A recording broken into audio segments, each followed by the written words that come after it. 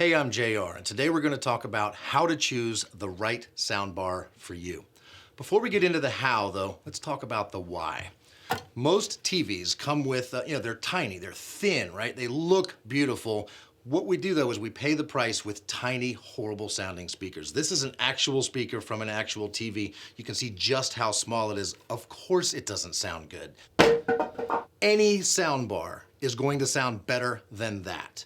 Even a very inexpensive soundbar, all the way up to a high-performance soundbar designed to give you surround sound so good it rivals any home theater system. Soundbars have come a long way over the years. It used to be simple. You find either a powered or a passive soundbar, and you get it the right size, and so it looks good with your TV, and that's all you really had to think about.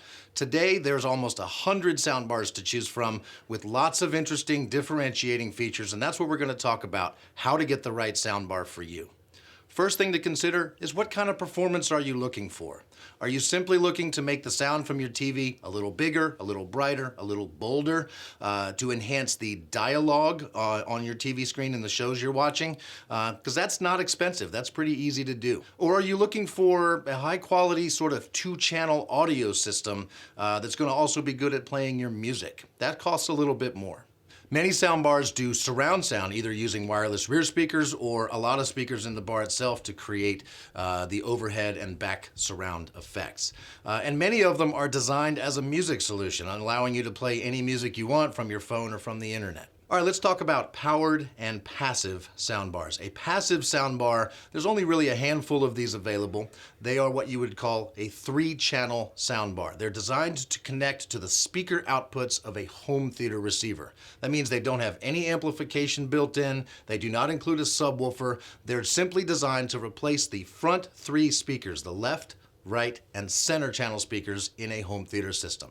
If you use one of those bars, you would still want to add rear surrounds or Dolby Atmos or a subwoofer in addition to them. The nice thing about them, though, is they take up significantly less space than 3 actual separate speakers in the front of your home theater. And most passive soundbars are considered pretty high performance. They're not super cheap. These are what you get when you are really trying to set up a very nice home theater and you just need to save some space. Powered soundbars are very different. They have amplifiers built in. They do need to be plugged into the wall for power and connected straight to your TV instead of using a home theater receiver. Now, how do they connect to your TV? There's many different ways.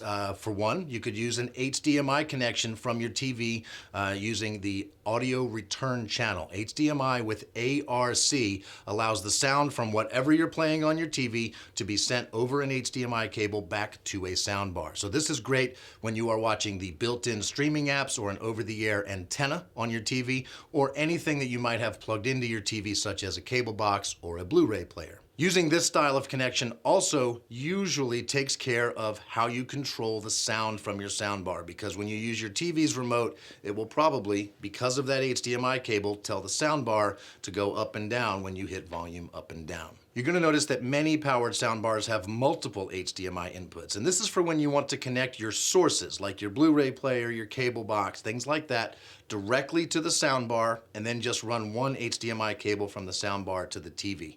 This might be preferable if you're using a high-quality surround sound soundbar with surround sound decoding built in. It might do a nicer job of decoding and giving you separated sound from all the different speakers in the soundbar to give you better surround sound. Still, the most common way to hook up a soundbar to a TV is to simply use an optical digital cable. That is a fiber optic cable that goes from the optical audio output on the back of the TV down to the input on the soundbar.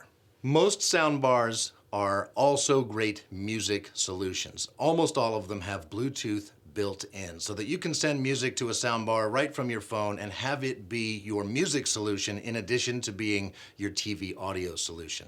Some of them, though, take it to the next level. Many soundbars can connect to your Wi-Fi network and become part of a wireless multi-room audio system. Soundbars from companies like Sonos, Hios, Yamaha MusicCast, Blue Sound, Apple AirPlay 2, speakers with Chromecast and DTS Play-Fi. Your soundbar might be one zone in your whole home music audio system, which means through an app on your phone, you can decide what to play from whatever streaming service you want, or maybe songs from a computer that's also on your network, and you can play them to your soundbar that way.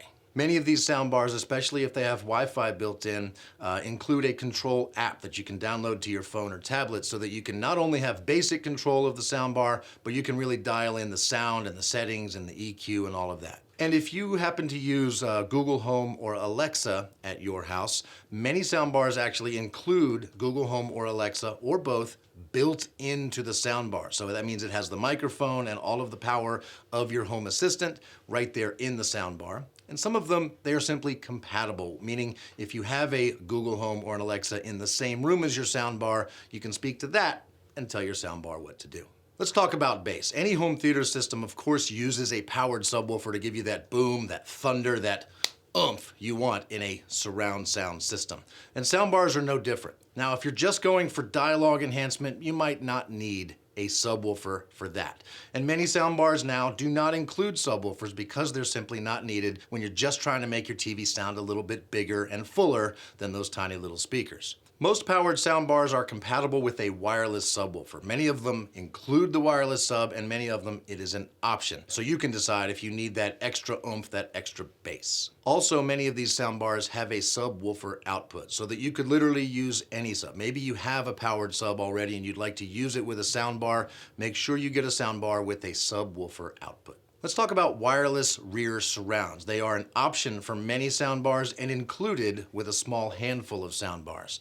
Keep in mind, a wireless speaker still needs to get power. So you're either going to need to plug them into an outlet in the back of the room. They'll still get the music and the sound from the soundbar wirelessly through the room. You just got to get them powered. There's even a few soundbars that include wireless rear speakers that are battery powered. Now think about that. You don't have to plug them into the wall. You can simply put them in the back of your room and have them firing at you at your listening position while you're watching a movie. And when the batteries need to be recharged, you just attach them to the soundbar, maybe while you're sleeping overnight, let them recharge, and then when next time you go to watch a movie, you put them right back where you want them. If you're looking for surround sound from just the soundbar and maybe a subwoofer, no rear surrounds, no extra speakers anywhere but the soundbar and the sub, it can be done. There are plenty of soundbars available with lots of speakers built in and surround sound decoding and processing so that it can do a nice job of giving you center channel, left, right, surrounds, even Dolby Atmos and DTS sounds, which sound like they're coming from speakers mounted above your heads. These soundbars typically cost a little bit to do a really good job. You kind of get what you pay for here. They're available at a lower price, but the more you spend, the better it will be putting you in the middle of the action. I know that's a lot to factor in when you're choosing the soundbar that's right for you. That's why we've got all those filters on the website. So if you're looking at the page on Crutchfield.com with all of our soundbars, look over on the left side and use the filters.